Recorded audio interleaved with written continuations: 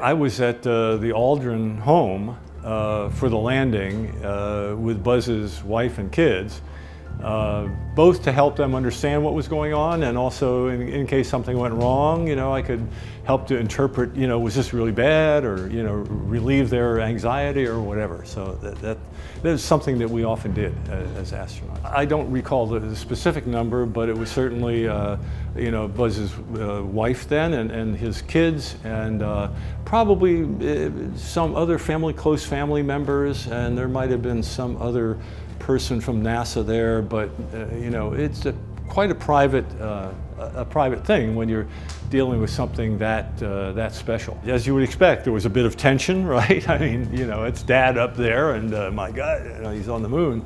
So there's a little bit of anxiety and some tension and worry and that kind of thing. And part of what you're doing is explaining things so that they recognize that, oh, that should have happened, and oh, that's fun, that kind of thing. The first people on the moon, I mean, it was incredible.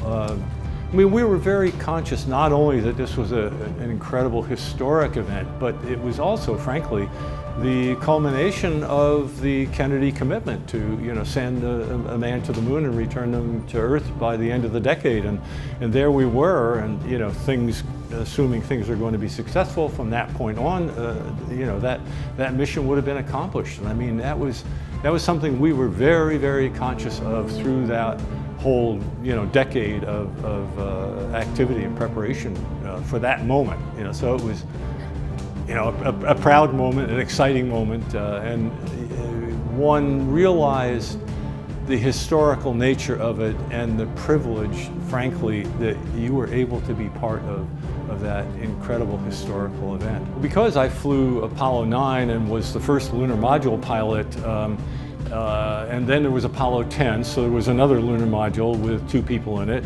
So there were only 4 people in the world, me being one of them, who had really direct first-hand, hands-on experience with flying the lunar module. And here was my friend Buzz and Neil, my friends Buzz and Neil, going down to the lunar surface, and all these calls going back and forth with mission control and the computer alarms and all that stuff.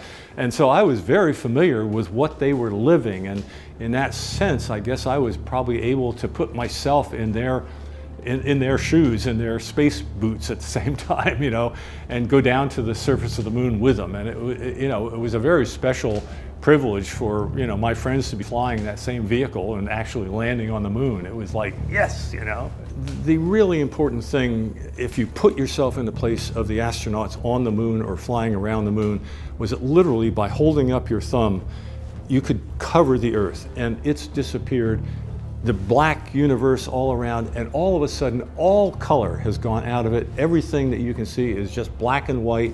The moon nearby is lifeless. Everything that means anything is under your thumb. All of life, happiness, love, tears, birth, death, all of life is under your thumb. That realization that that's our home, that's where I'm from, we've got to take care of the Earth, and we've got to continue to evolve into space.